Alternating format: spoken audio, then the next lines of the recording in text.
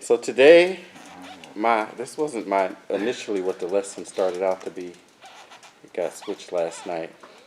It was going to be Wise God's Silence. So it's turned into a lofty title. Which prayers are always answered? Which prayers are always answered? So we're going to look at that. We're going to kind of look at that. What kind of prayers does God answer? I'll start in this also. This lesson may challenge your theology a little bit, touch on your theology, or make you think about maybe things you didn't think about. So we'll start by asking, is God's will always done? Yes. Is God's will always done? So everything that happens is God's will. I believe so. In His will, yes. So everything is what He wanted to happen. Okay. So now think about, has anybody here ever sinned? Never. All right, Just kidding. think about the biggest sin you ever committed in your life. You don't have to share it. Just think about the biggest sin you ever committed in your life. Do you think that was God's will? Or were you going against God's will? Going against God's will. Yeah. Then His will wasn't done in that situation. So the question: so can you influence God's will? You definitely can influence it in your life.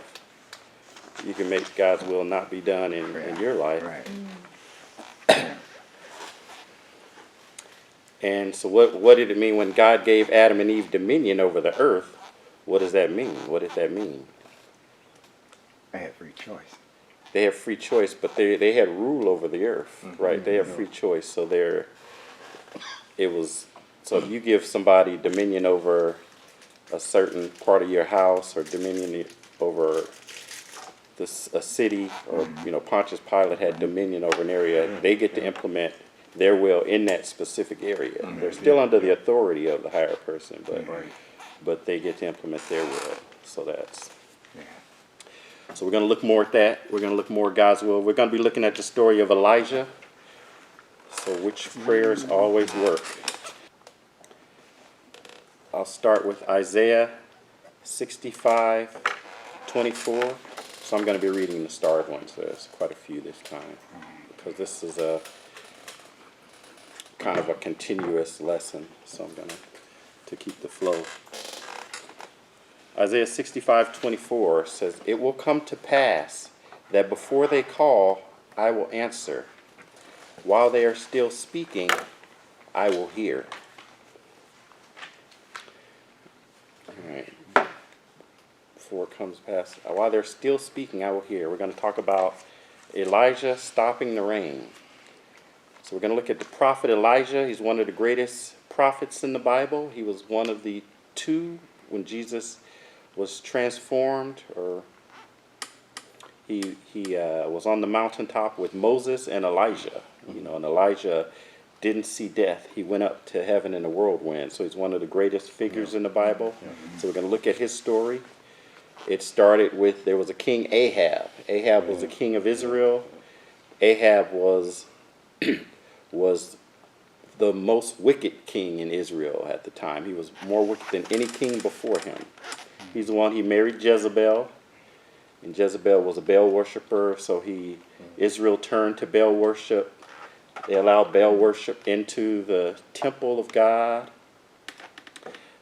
And then, so that's where we enter our story. So they allowed Baal worship in the temple of God, and then we come to 1 Kings 17:1. And this is where Elijah, I never kind of noticed this before, but this is where Elijah enters into the Bible. 1 Kings 17:1. It says, "Now Elijah the Tishbite, who was of the settlers of Gilead, said to Ahab, As the Lord, the God of Israel lives, before whom I stand, surely there shall be neither dew nor rain these years, except by my word." And I kind of read that. I was like, this is the introduction to this guy. It's like, well, all we know, he's a Tishbite. And he's stepping up to the king saying, it's not going to rain until I say so. So it's kind of like, who is this guy? Where'd he come from? We don't know anything about him. He just steps on the scene and says, it's not going to rain till I say it's going to rain. So the word Elijah means Yahweh is God, and it didn't rain. So how was Elijah able to make it so it didn't rain? How was Elijah able to control the weather? Was he that powerful of a man? I think by summoning God, you know. I mean, you know, by summoning God and asking God. Okay, right. So it wasn't his power; it was God's power. Yeah, most Okay. definitely. Okay, right. And so let's see. You have James 5:16 to 18. Okay, verse 16, James 5. Confess your faults one to another and pray one for another, that ye may be healed. The effectual, fervent prayers of the righteous man availeth much. That's Eliza. Elijah. Elijah, yeah. Elias. Elisa Oh, they spelled it differently. was a man subject to like passions as we are, and he prayed earnestly that it might not rain. And it rained not on the earth by the space of 3 years and 6 months. And he prayed again, and the heavens gave rain, and the earth brought forth her fruit. Okay, so yeah, so you're right. So he prayed to God that it not rain. So he didn't just control the weather. It was through prayer. And so James is saying the effective. So James is using him as an example, saying effective, fervent prayer of a righteous man is what was able to stop weather. So part of it is effective, fervent prayer. Elijah was able to control the weather. So it wasn't just because he was powerful. He prayed to God. But then the question is, well, does that mean if you have faith and you pray fervently that anyone can stop the weather, or was there something else going on? So that's what we kind of usually hear. But then we have to look deeper as well. Look deeper into was it just his righteousness and his fervent prayer? You have Deuteronomy. Yes. So this was actually something God had told them about, warned them about previously. Take care lest your heart be deceived, and you turn aside and serve other gods and worship them. Then the anger of the Lord will be kindled against you, and he will shut up the heavens, so that there will be no rain, and the land will yield no fruit, and you will perish quickly off of the good land that the Lord is giving you. Right. So it wasn't just Elijah decided, hey, I don't want it to rain. I'm going to pray to God that there's no rain. God already told them, if you worship idols, if you turn away from me, I'm going to stop the rain. There will be no more rain. So it wasn't just Elijah on his own deciding what to pray for. God already decreed that if you turn to idolatry, I'm going to stop the rain. So Israel turned to idolatry. They were worshiping Baal, and the rain stopped. So Elijah was praying for what God already decreed. So God already said, if this happens, I'm going to do it.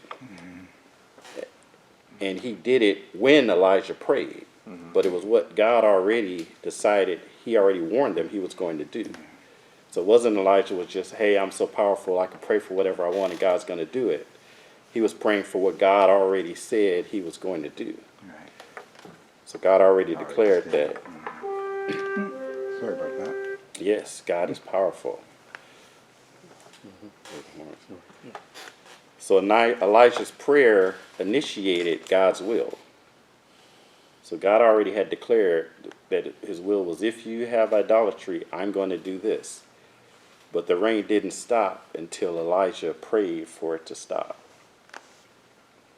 So in essence, Elijah prayed that God's will be done. Right. Elijah prayed that God's will be done, but it was specifically, he knew what God's will was. Exactly. Yeah. So he knew what God's will was in that situation, and he prayed for it.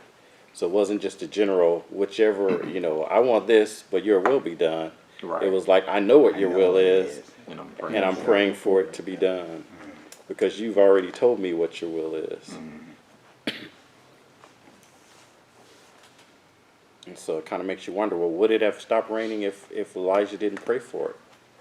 If Elijah didn't pray, even though it was God's will, Elijah had to pray for it. Elijah had to pray for it. Was that part of instructions to Elijah to have to do? Yes. That he had to We're pray going to see for it? that. Yeah. Well, I mean, he told him, yeah. He told me that He told it's him. going to happen. Well, I don't know if he told him to do it, yeah. Okay.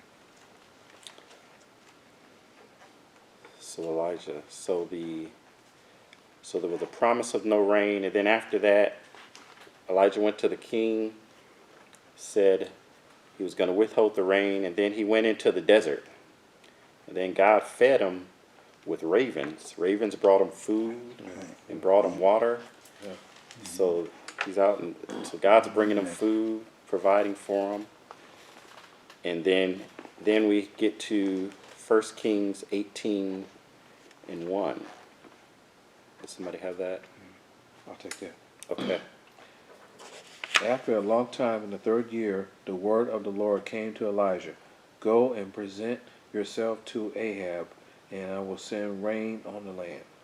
Okay, so after the 3rd year, God went to Elijah and told him to go back to Ahab.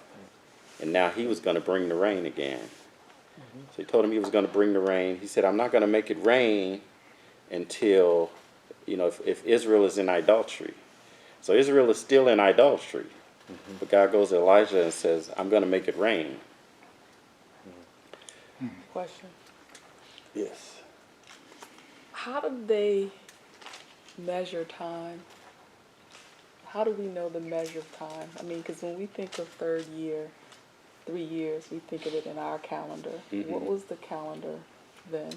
Because that was before Caesar and everything. So what was the... Yeah, I think their calendar was the same. They're likely, but their days were definitely different. Like the start of the day was at 6. But I'm sure that back then they didn't know 365 days was a year. Yeah, I'm not sure. I'm not sure exactly. Yeah. Yeah. So Elijah, so after 3.5 years, whatever that span would be, Elijah went to Ahab. So I'll give you the condensed version of the story. He went to Ahab and said, give me your 450 prophets of Baal, your 400 prophets of Asherah. And he went to all the people. He said, what we're going to do is they have an altar of Baal in the temple. We're going to put a sacrifice there. So I'm going to put an altar, a sacrifice to Yahweh, to the God of Israel. He said, whichever God acts by fire to consume it is the true God. And everybody agreed. Okay, sounds like a good idea. So he let the first prophets of Baal go first. 400 of them. They came and they prayed, starting in the morning, prayed to Baal, come consume this offering. And they prayed, and it didn't work. And then midday came, and then by the time of evening, and then part of their ritual is they would cut themselves. And it says, so then the blood of the priests was all over the altar because nothing was happening. And so then Elijah starts taunting them. He's taunting them. He's like, where's your God? It's like, I don't see him. He's not, what's that happening? So then Elijah goes, kind of showing off. He says, okay, he rebuilds the altar for God, puts a sacrifice on it. He says, pour water on it. He's like, just so you know nothing's up. He says, pour water on it again. He says, pour water on it a 3rd time. They pour water on it. He says, put a trench of water around it. They put a trench of water around it. Then he prays to God. Prays to God to show up, and God comes and the fire of God consumes the sacrifice, drinks up all of the water, and is there. And everybody's like, okay, Well, that's our God then. And then Elijah, he tells them, hey, gather up these prophets of Baal. And it says that he brought them down to the brook of Kishon and he slew them. So I'm not sure if that's Elijah by himself slew 850 prophets or if the Israelites helped them, but whichever it was, he was not joking. He was not joking. So on that day, Israel turned back to God. So the idolatry was over. God had won. And then we get to 1 Kings 18, 41 to 45. And I'll read that. Now Elijah said to Ahab, so he said to the king, go up, eat, and drink, for there is the sound of the roar of a heavy shower. So Ahab went up and eat and drink. But Elijah went up to the top of Carmel, to Mount Carmel, and he crouched down on the earth, put his face between his knees. He said to his servant, go now, look towards the sea. So he went up and looked. He said, there's nothing. And he said, go back 7 times. It came about at the 7th time, he said, behold, a cloud as small as a man's hand is coming up from the sea. And he said, go up and say to Ahab, prepare your chariot and go down, so that the heavy shower does not stop you. In a little while the sky grew black with the clouds and the wind, and there was a heavy shower. And Ahab rode and went to Jezreel. Then the hand of the Lord was on Elijah, and he girded up his loins and outran Ahab in Jezreel. So the rain came. So the rain came back. Elijah prayed. So we saw James told us that prayer he stopped it, and by prayer he started it. So we know he prayed to bring the rain back. And so now we'll step through those verses 42 to 45 and look at what Elijah is doing as inspiration for how we might want to pray. So we'll look at what Elijah is doing. So someone have 1840. Oh no, never mind. So these I'll just go through. 1842. So we saw it says, so Ahab went up to eat and drink, but Elijah went up to the top of Carmel, and he crouched down on the earth and put his face between his knees. So Elijah went up by himself to the top of the mountain. And so we talked about last week that they had an expression in Israel, Mesopotamia back in those days that you should sleep where God resides. You know, if you want your prayers answered, sleep where God resides, meaning go where God is if you want God to hear you. So they believed that gods were at the tops of mountains. The gods were at tops of mountains and gardens and under certain trees. So pretty much everywhere in the Old Testament when someone's meeting with God, it's either at the top of a mountain, garden, or sitting under. There's two specific types of trees that they thought God showed up. So Abraham was sitting under a tree. And the type of tree they mentioned are special trees that they thought God showed up there. So we see one thing we can look at is that Elijah went to go alone. Jesus, when he went to pray, he went to go be alone. So going alone to be with God is one thing to help us connect with God. Going off to be alone. And we also saw that he crouched down and put his head between his knees. It's like, what in the world is going on there? So he crouched down and put his head between his knees. So in those times, that was a position that sometimes women would use to give birth. They would crouch down. And so Elijah was birthing a miracle. Elijah was putting himself into a posture of prayer. So going along with God and putting yourself in a posture of prayer is one thing. Excuse me. Oh, my mind was running. Okay. So, all right, that was the second one. What was the first one? Going off to. The first one was going off alone. Yeah. Oh yeah. and then putting yourself in a posture. In a posture of prayer.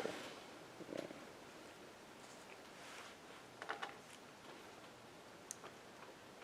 Then in verse 43, when we get there, it says, he said to his servant, go up now, look towards the sea.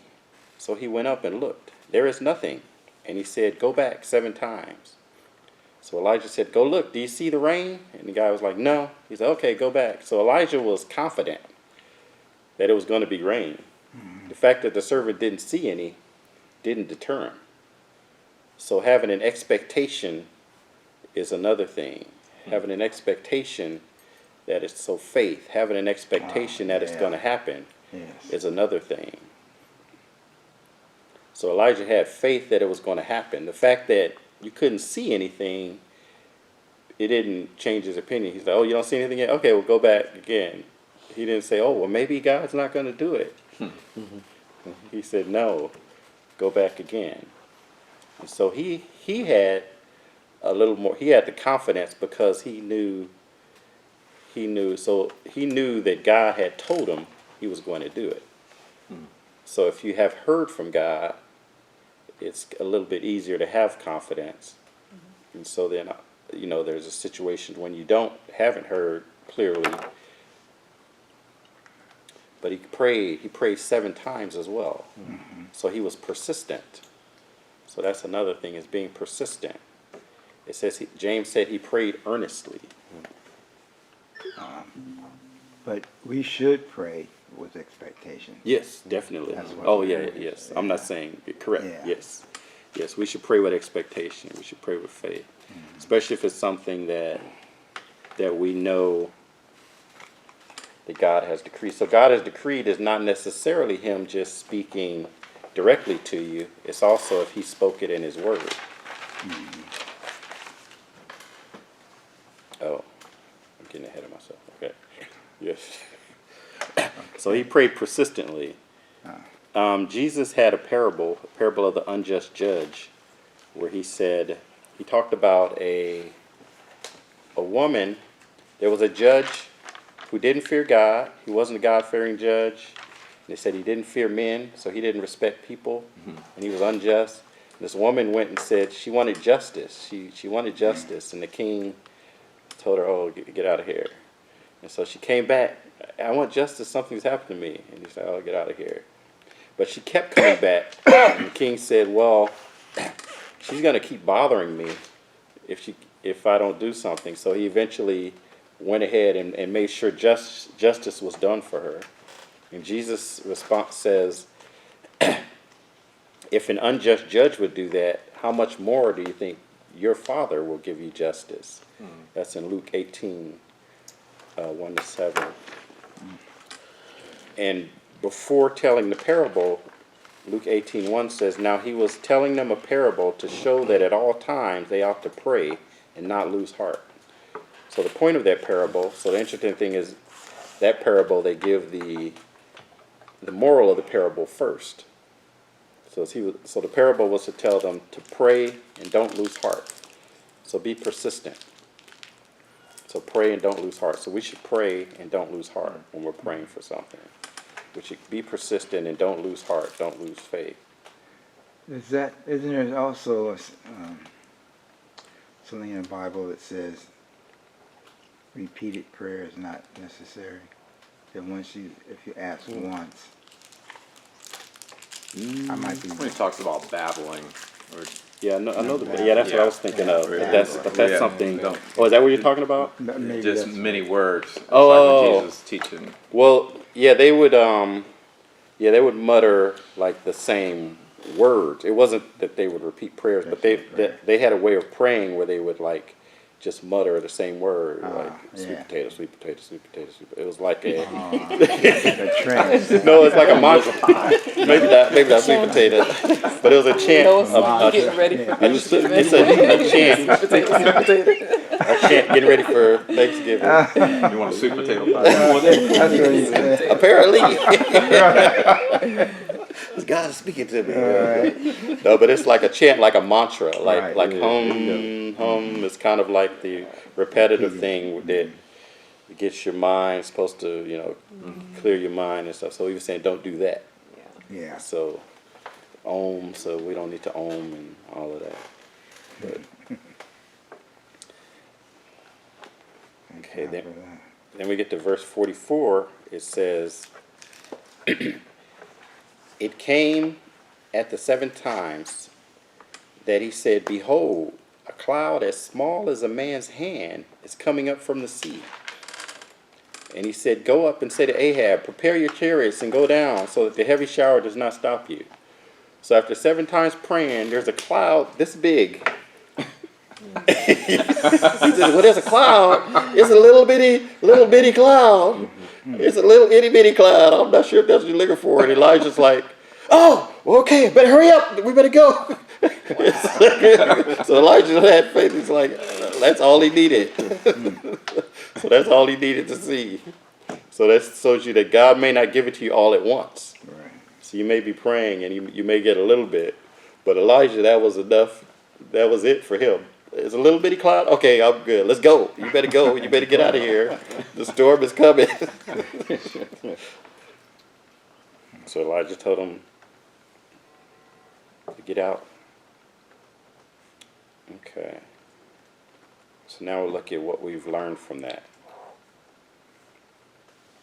The first thing we learned, the rain was stopped because of idolatry. So the rain was stopped because of idolatry. Why did the rain why did the rain come back? It stopped because of idolatry. Why was it able to start back? Didn't you say they turned back to God? Yeah, because he killed all the prophets. And idolatry was over. So the idolatry ended. So the rain came back when the idolatry ended. So here it's literal idolatry. They're worshiping other gods. They're putting other gods ahead of God. And so that is an abomination to God, literal idolatry. And there are things that are punishment for literal idolatry, which is worshiping other gods. We talked about last week that maybe you're praying to the wrong God in that you create your own God. It's like there's a God of the Bible, but you create a God that will do this and do that. And it's like, well, that's not what the Bible says it. But then we talk about idolatry, a figurative idolatry, putting something else in the place of God. Putting something else in the place of God. So something else has a higher position in your heart than God. We saw that the rain didn't come back until the idolatry was addressed. The rain didn't come back until the idolatry was addressed. And so sometimes people want God to do something in their lives, but without doing something in their lives first. And and it may not rain for you to share it with an idol. You share it with an idol. So God may not make it rain for you to share it with your idol. Wow. So it's idolatry.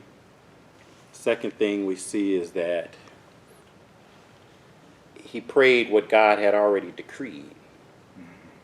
So he was praying, which obviously, that's not the only, I'm not saying that that's the only time you want to pray, but you want to pray, I'm not saying you can't pray for other things, but he was praying specifically for what God had already said.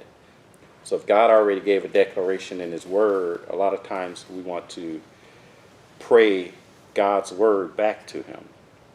We want to pray God's word back to him. So if God has already decreed something, then you want to pray it. If God has already made a promise in the Bible, or if he's spoken to you, then you want to pray back to him that. So prayer doesn't make God do what he doesn't want to happen. So if God doesn't want something to happen, you can't necessarily pray and get him to make it happen. Right. Okay. So God, but also we see that this was something that God wanted to happen, but it happened because Elijah prayed. So prayer released it to happen. So God already decreed that it was going to happen, and it was the prayer that released it to happen. So you have to wonder, are there things that are waiting to be released, waiting for someone to pray for them? You know, are there promises waiting to be released, waiting for someone to pray for them?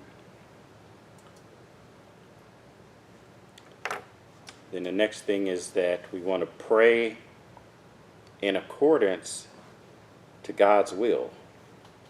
Or Elijah prayed in accordance to God's will. We see in Matthew, in the Lord's Prayer, let's see, someone have Matthew 6, 9 through 13. So have famous that. from the Lord's Prayer. Okay. Pray then like this. Our Father in heaven, hallowed be your name. Your kingdom come. Your will be done on earth as it is in heaven. Give us this day our daily bread, and forgive us our debts as we also have Oh, forgiven I'm sorry. our debtors. Oh, I'm sorry. That's good. I had put the wrong. 10 is good. Okay, What did you want? that's good. Can you read 10 again? Your kingdom come. Your will be done on earth as it is in heaven. Right. Your will be done. So Jesus told us to pray that God's will be done on earth as it is in heaven. So, do you think Jesus would have us pray a prayer just to pass our time, or that there would be a reason that we would have to pray it? So if we're praying for God's will to be done, it's not just to pass our time. There's a reason. So he's telling us to pray for God's will to be done. So obviously the prayer must have some impact on it being done. So he's telling us to pray that God's will be done on earth because it's done in heaven. His will is done in heaven, because I don't know if necessarily all of the cherubim and seraphim, I don't think they have free will. His will is done in heaven, but on earth his will is not always done. People still sin. People still. So he tells us to pray that God's will be done. So this implies that the prayer helps God's will get done. Jesus prays the prayer that. So prayer is the mechanism that God created to get His will implemented on earth.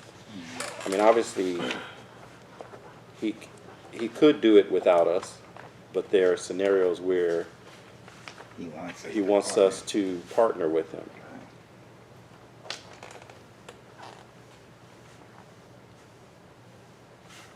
I was just thinking, so it would be wise of us to to study more of God's word so that we can actually know what His will, what His will really is. Yes, yes, definitely. So Yeah, to know what His will really is, and then also to actually not just know the verse, right. but know, like, actually read the context. Because a lot of times we'll take a verse and it says something and it sounds good, but then you read the whole context of it, and it wasn't really saying what we're Exactly. what we're using it for at that moment. Another thing we want to do, or we can do, is to remind God of what He already said, which is sort of similar, but remind God of what He said. So an example of that is the story of Moses and the golden calf. The story of Moses and the golden calf. The Israelites had created a golden calf. Moses went up to the mountain to meet God. While he was away, they took the gold and created a golden calf. And God told Moses, oh, they've done an abominable thing down there, and I'm going to destroy them. He said, I'm going to start over with you, Moses. He said, I'm going to destroy them, and I'm going to start over with you. But then Moses reminds God of the promises he made. So somebody have, and this is something that's interesting, and still I probably need to study it out more, but it's there, and it says it. Somebody have Exodus 32, 13 to 14. Okay. Remember your servant Abraham, Isaac, and Israel, to whom you swore by your own self. I will make your descendants as numerous as the stars in the sky, and I will give your descendants all this land I promised them, and it will be their inheritance forever. Then the Lord relented and did not bring on his people the disaster he had threatened. Right. So Moses said, God said, I'm going to destroy these people. They're just down there acting a fool. I'm going to destroy them and start over with you. And Moses said, remember Abraham? You made a promise to Abraham to make his descendants multiple as the stars. Remember Isaac? Remember the promise you made to Israel? And so, my version it says, so the Lord changed his mind about the harm he said he was going to do to his people. So Moses reminded him of what he had promised. So that's something we can do, is remind God of what he promised. God, you said. Right. God, you said. And then we see David often praise, remember this, that I did this. And so I see this as kind of God. So then the question is, well, how could God, if God has something that's his will, how could his will change? Because he's sovereign, he's omnipotent. So I see this as, so God was in relationship with Israel. God is in relationship with us. If we look at the story of Esther, there was a king. She was a queen. Yeah. She went to go see the king. She was scared because he could have killed her. Yeah. Just to go and talk to him. But the king, she asked for something, and the king, he wasn't going to do it, but Esther asked, and he did it because he thought she was beautiful. She was his wife. He was in relationship with her. So it may not have been something he initially wanted to do or something he thought was right, but because he agreed to be in a relationship with her, he would take her opinion or her desires into consideration. So I think maybe it's the same way with God. Since we're in a relationship with God, then maybe are asking for something, even though he's wiser and he knows something, the fact that we would ask could influence him. And we see that also in the story of Hezekiah in 2 Kings chapter 20. I'm not going to go, but Hezekiah, Isaiah came to Hezekiah and said, you're going to die. You're going to die tomorrow. And Hezekiah went and they said he prayed against the wall and he prayed to God. He said, I've been a loyal servant. I've been faithful. And he cried to God. And God went and talked to Isaiah, and God came back the next day and said, okay, I'll give you 15 more years. So God gave Isaiah a prophecy. You're going to die. So this is the word of the Lord. The Lord had decreed, you're dying tomorrow. I just wanted to give you a heads up. Since you guys are close, I'm going to give you a heads up. You'll be the first to know. But Hezekiah prayed and cried to God, and God said, okay, I'll give you 15 more years. So even though he had prophesied, he had made a prophecy. He'd made a decree. But the pleading of Hezekiah changed his mind. That was 2 Kings what? 2 Kings 20, I believe. Chapter 20.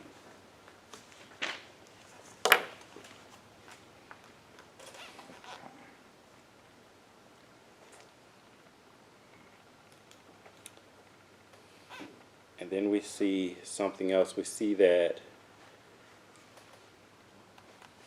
Elijah wasn't praying for himself. So somebody have James 4:3?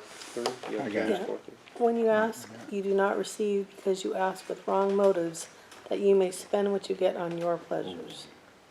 So Elijah, he was praying for what God wanted. He wasn't somebody who hated rain. He wasn't tired of getting his shoes wet. He was praying. The reason he was praying was not because he didn't have anything to gain from it. He was praying this prayer because it was what God wanted. So the only reason he was praying for it was because God wanted it. So he was praying for the judgment to happen to Israel, but it wasn't for his benefit. It wasn't because Israel had wronged him. Right. It was because Israel had wronged God. So Elijah was praying on behalf of God. So he was praying on God's behalf. You know, so God would be, God, this is what you wanted to happen if they did this, so I'm going to pray that it does happen. It wasn't so, you know, Elijah wanted anything special. It wasn't a selfish prayer. He was praying on God's behalf. Let's see. I'll take that. Oh, not yet. I'll do, actually I have the next one. So any thoughts?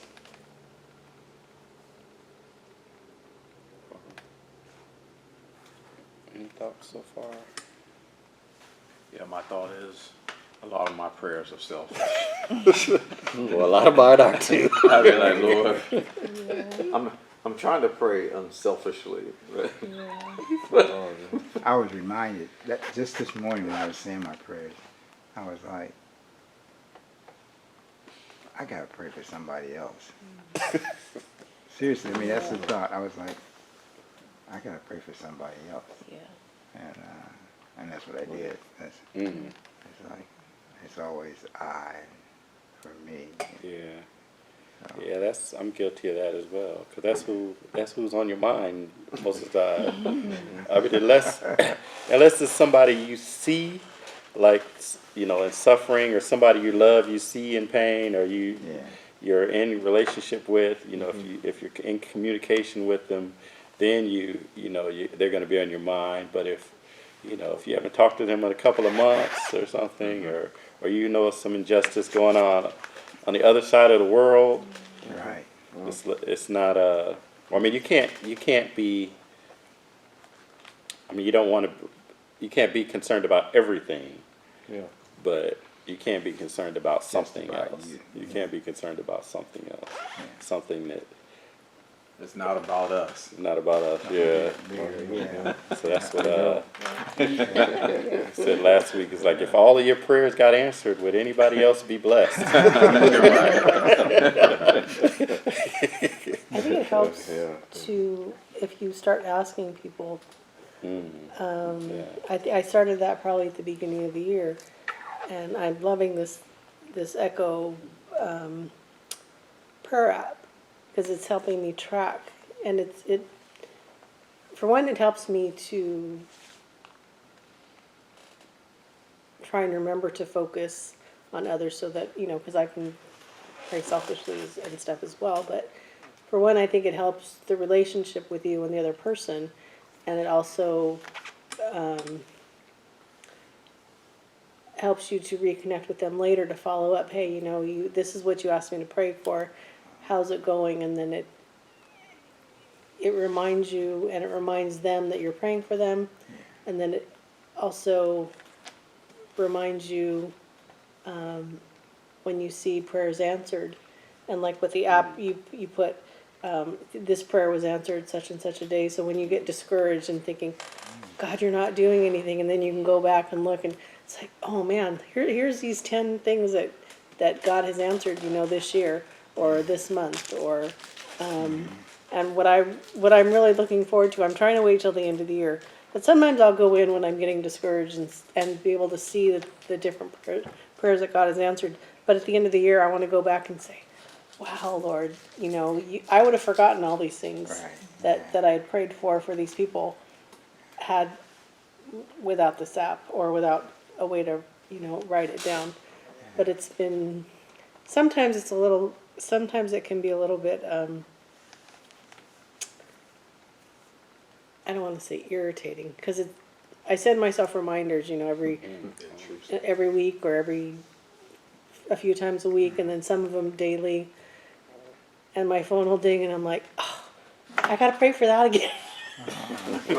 And I don't, but then you don't want to feel like it's an obligation, but sometimes on the random ones that come through, it's like, okay, Lord, it's interesting that this particular prayer is coming at this particular time, because then you'll talk to that person, you may talk to that person later and find out, wow, that person was really going through a rough thing at that particular time. Right. And that prayer reminder came up for that particular person. So you just see how God is working. Yeah. And then you really don't know what people are going through unless you ask them. Ask, Yeah, that's right. Yeah, yeah, yeah. I find it when meeting and meet and greet and meeting someone to ask them, is there anything I can pray for you? And they're usually taken back. Yeah, But, I've gotten several of if those. they share it, then I definitely will pray. That's the other thing too. Like, it's like when you're praying, I get myself caught up in just about me, and I think, wait a minute, I told so and so I was going to pray for them. Now's the time I have to do it. And then I forget, and that's why the app is Yeah, I think that's good. I never knew anything awesome. like that. It's an awesome app. What's the name of the app again? It's Echo? called Echo.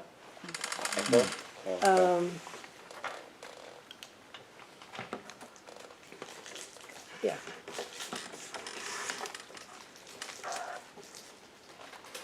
Because I would forget.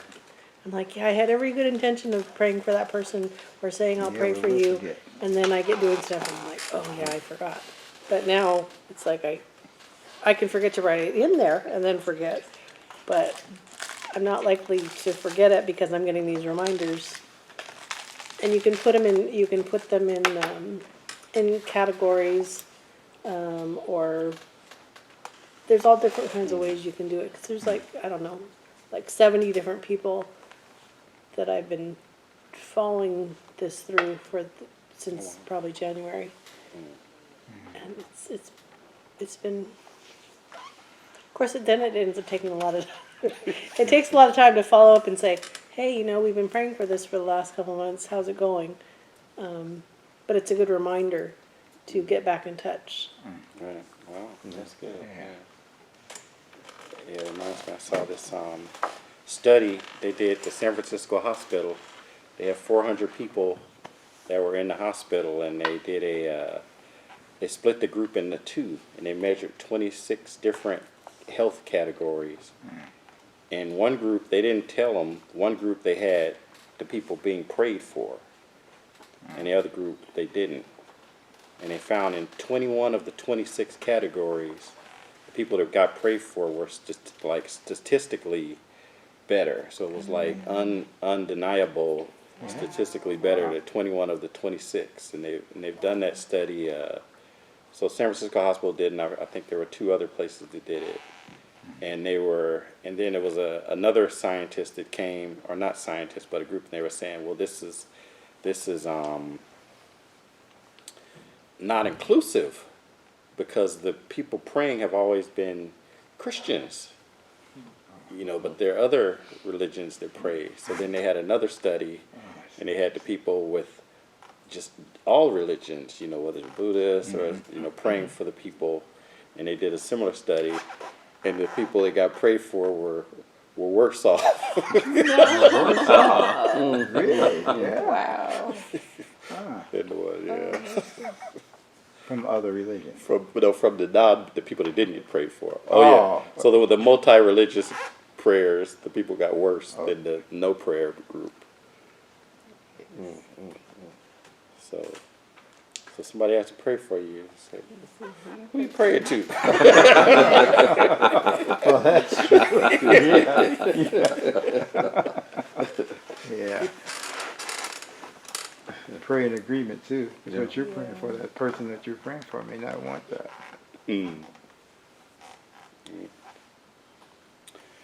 All right. So let's look at Elijah's prayer. So we'll look at Elijah's prayer. So when Elijah prayed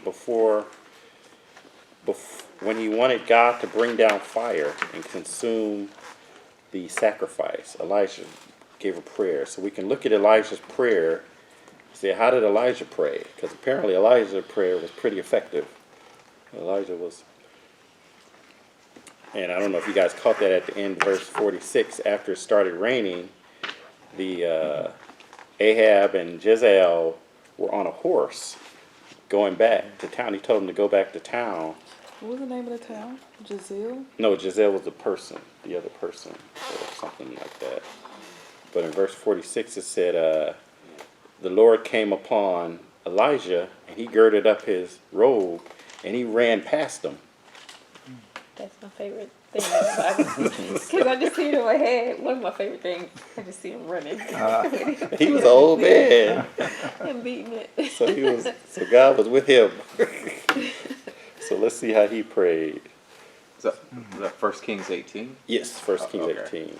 So I'll read that. 18:36 to 37. Right. It says, at the time of the evening sacrifice, so this is when it was Elijah's turn. They tried all day for their sacrifice. Elijah the prophet approached the altar and said, O Lord, God of Abraham, Isaac, and Israel, let it be known this day that you are God in Israel, and that I am your servant, and have done all these things at your command.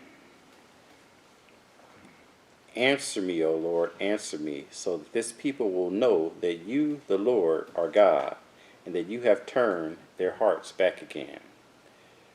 So he's saying, let it be known that you are the God of Israel. So the purpose of what he's praying for is for God to get the glory. So he's praying for God to get the glory. When we see like the three Hebrew boys, that, you know, Hashak, Meshach, and Abednego, after God got glory from it, after, you know, Nebuchadnezzar told everybody pray to the God of Israel. Daniel in the lion's den, you know, Nebuchadnezzar started worshiping God. So the purpose of it was God to get the glory. So yes, they had faith, and yes, it was a great example of faith, but the result was that God got the glory. And in most of the places where you see these miraculous things being done, God gets the glory for it. So God gets the glory for it. And we see here that he says, all these things are your servant, and have done all these things at your command. So he's saying all of these things I've done. So the reason he prayed for it to stop raining was because God told him to. The reason he prayed for it to start raining was because God told him to. The reason that he challenged the prophets was because God told him to. So all the things, so similar to Jesus, that he only did what the Father told him to do. So he's only doing things. So he's praying. So we're looking at the theme is like, well, what type of prayers are always answered? So it's like, well, he's praying what God told him to do. So it's kind of like, well, of course, obviously, if he prayed what God, but he prayed, God told him to do it, and he's praying for it. God said it's going to be rain now. So God is only going to rain if the idolatry stops. So I need to go out there and stop the idolatry. So he's praying. Hello, oh hey, welcome.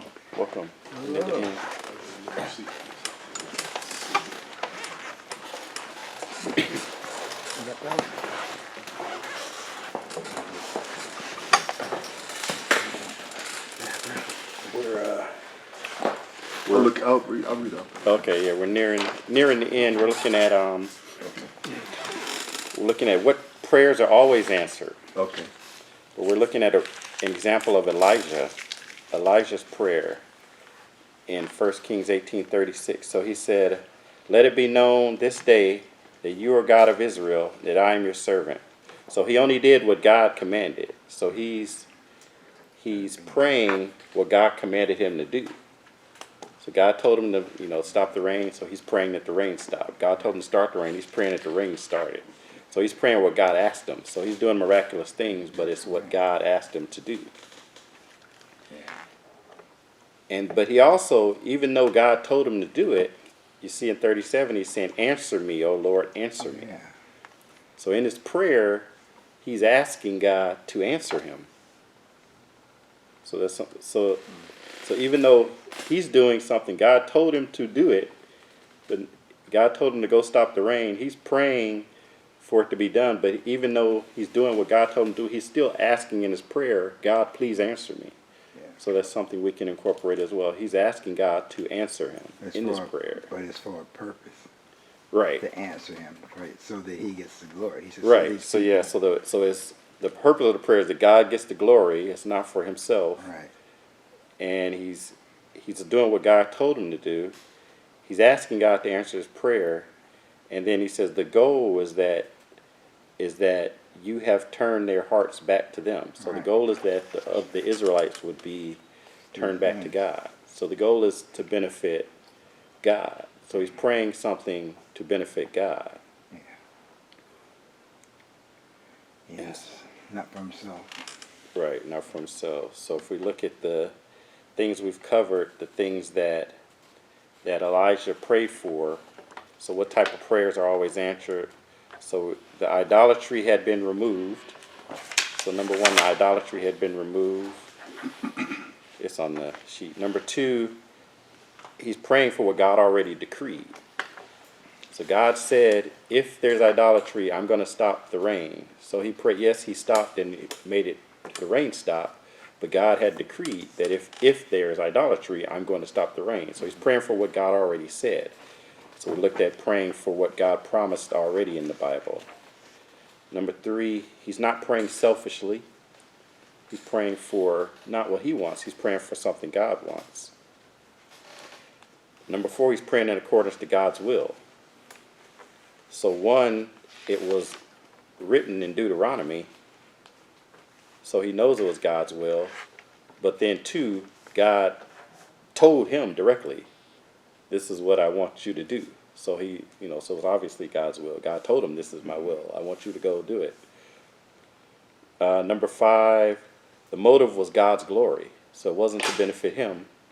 It was for God's glory. Number six, the motive was to turn the people to God. So it was to draw people to God. And number seven, God commanded him to do it. So it wasn't something that he came up with a desire in his own heart. It was something that God told him to do. So those are the types of prayer. So that's not saying that that's the only thing that you can pray for, that you shouldn't pray for supplication, you shouldn't pray for things, but it's just saying that these are the type of prayers that are pretty much you're going to get answered. And then we see some of the things that he did pray, how he prayed. He reminded God of what he said. So we saw Moses reminding God, you promised this, you promised that. So in his prayer, reminding God of what he said, reminding him of his promises in the Bible, directly promised to you. And then number two, he's asking God to answer his prayer, in his prayer. And we see David doing that a lot. David is asking God to answer his prayer. So then we have, close with 1 John 5:14. It says, this is the confidence which we have before him, that if we ask anything according to his will, he hears us. So those are the kinds of prayers God answers. Walk in the way, let's seek the truth, live the life.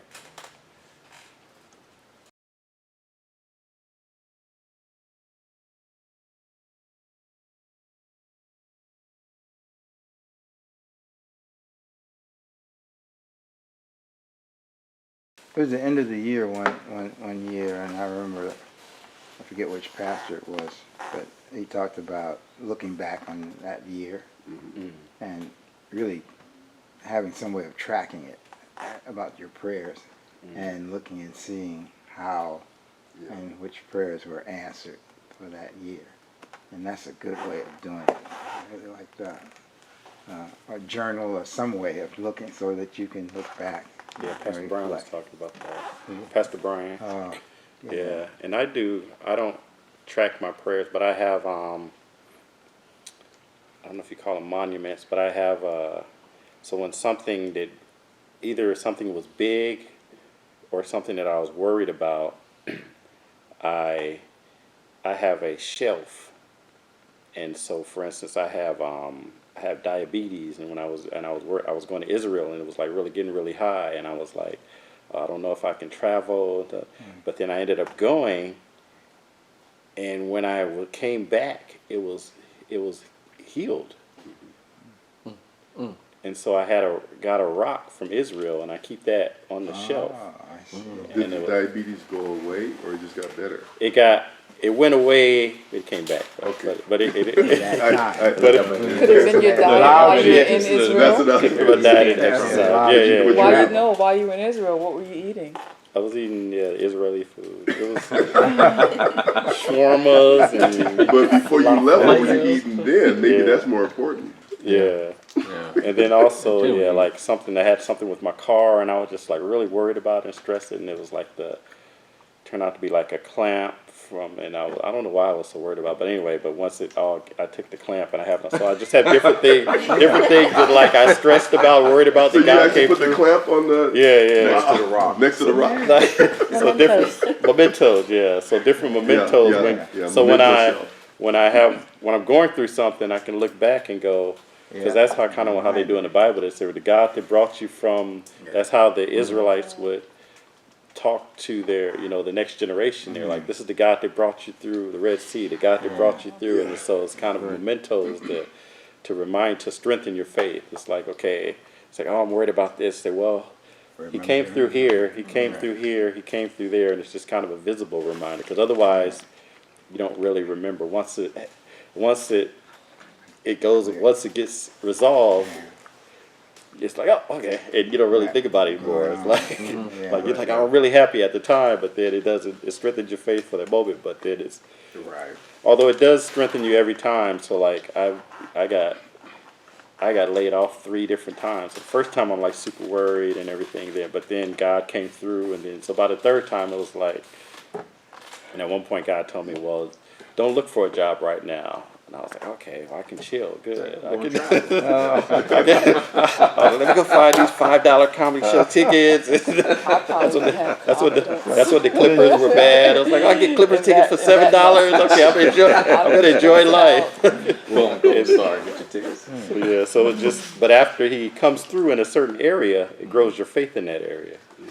Yeah. It grows, so you have confidence in it. But when it's something new, it's hard to associate, well, he came through in this area, and so but every time he comes through, you get a little bit more faith in that area, a little more, and also it's more familiar, and you understand the same way when he talks to you, when you hear from God. It's like once he speaks to you a certain way, you get to understand his voice. All right.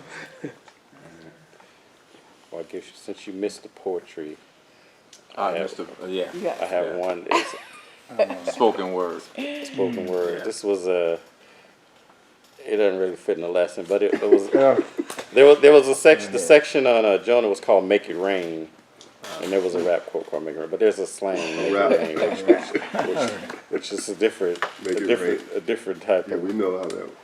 Yeah, different. It's more of a people throwing money at women, urban thing. But anyway, so there was a quote that said, "They say they make it rain. They really only throw cash, but my Lord's running in his own lane, makes rain fall and the thunder crash. We think we tell time, but we're really only reading the clock. My God existed before time, and he told it when to start. It makes your mouth drop." You didn't write that. I didn't write that. I just read it. That was it. That's a whole song. That's a song. That's a whole song. I didn't write that.